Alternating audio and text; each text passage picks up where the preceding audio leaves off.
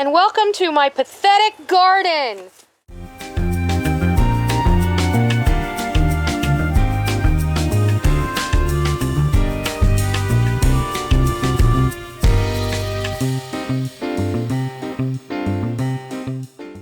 I'm just like you.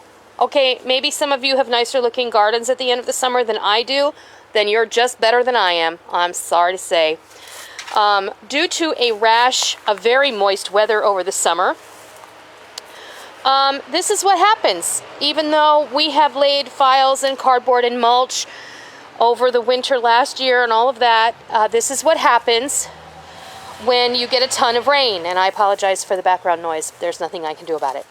However, there is still a lot of hopefulness in this garden, and I thought I would walk around and show you what we have left. Of course, the tomatoes are all but finished, done.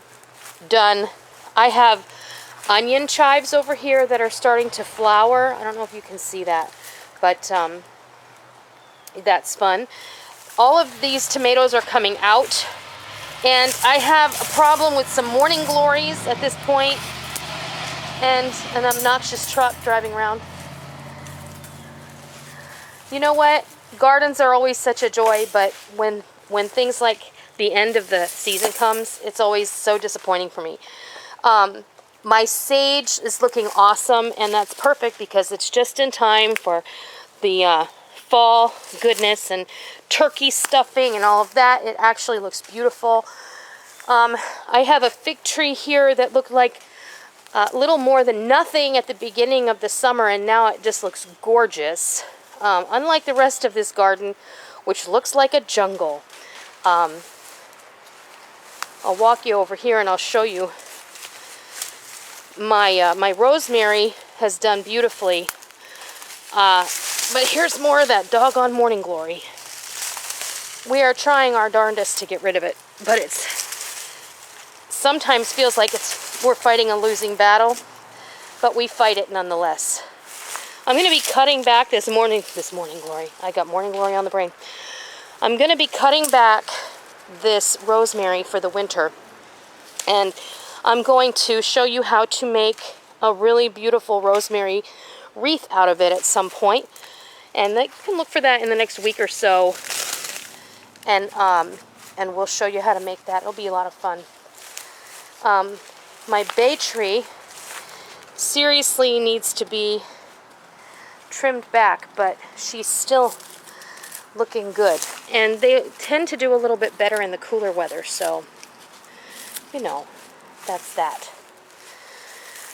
But what I wanted to bring you out here truly and show you is that all these weeds are going to be knocked down, and we're going to come in here with some cardboard that we've been collecting, and then we're going to cover it with some mulch.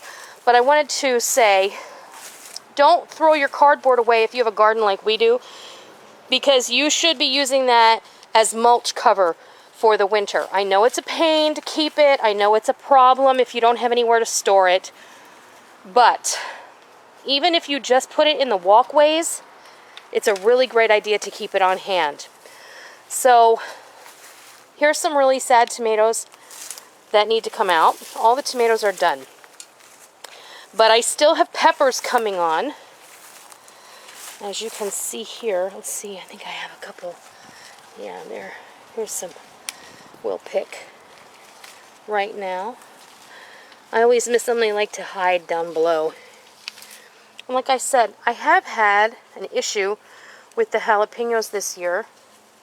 Very, very weird. I don't know what the deal is with the plants, or if it's something in the atmosphere that's going on. I won't give you my opinion on that particular subject. But we also have these hot Thai chilies that I've been collecting all summer that we made our vinegar with.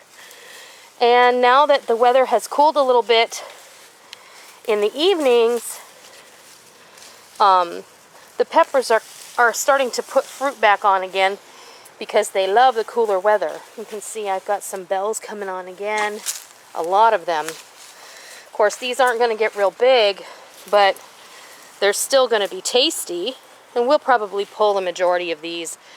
I also have grape tomatoes that are still coming on. We'll let them go as long as we possibly can. And there's the beagle that we planted in the garden that's rolling in something that smelled really lovely, I'm sure. Sammy. Sammy, what are you doing?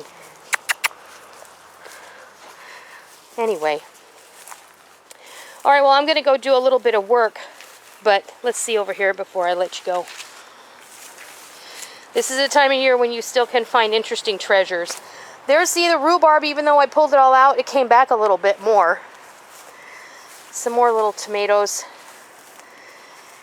And all these little plants that I bought at the nursery. Here's some, these are Scotch bonnets, and they're starting to put on now. But the rest of these, I think that they're done. So, it is what it is.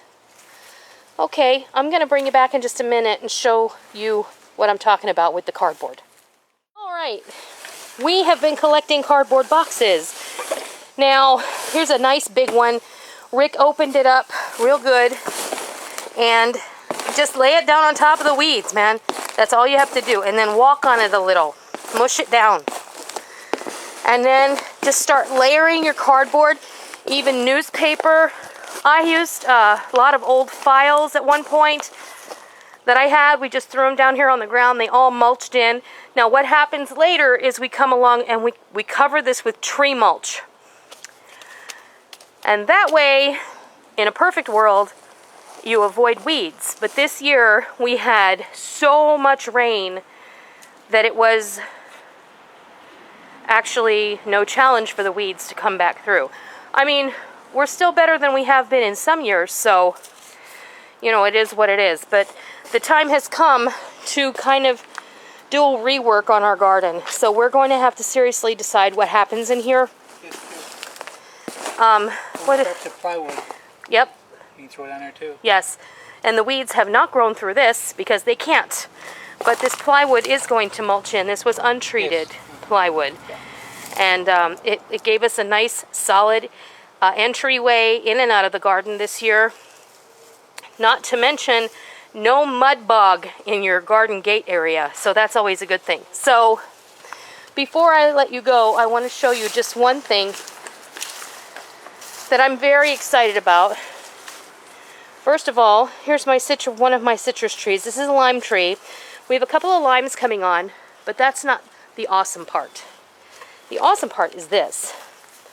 This is my Meyer lemon, and I don't know if you can see. Here's 1, 2, 3, 4, 5, 6, and 7, 8, and it's covered in flowers that could potentially become little lemons. So I'm very, very excited about that. Since I've had this lemon tree, I have gotten maybe a handful of lemons, maybe 6 over the last 3 years. This year will be the largest crop ever, and we'll have lemons in time for Christmas. So I'm very, very excited about that. So, that being said, this is my ugly, ugly garden. Everyone's garden is ugly this time of year, folks. So, you know, you can't fight it, so just go with it. It's all you can do. So, feel blessed for what you were able to harvest this year. I know I am. Feel blessed for what it's still giving you. I know I am.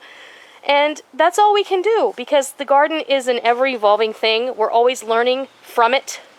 And the most important thing we learn from our garden is what? That we are not in control.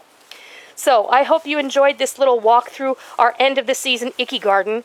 And I hope that you continue to love your garden. And if you don't have one, I hope that you consider putting one in next year. And until next time, I'll see ya.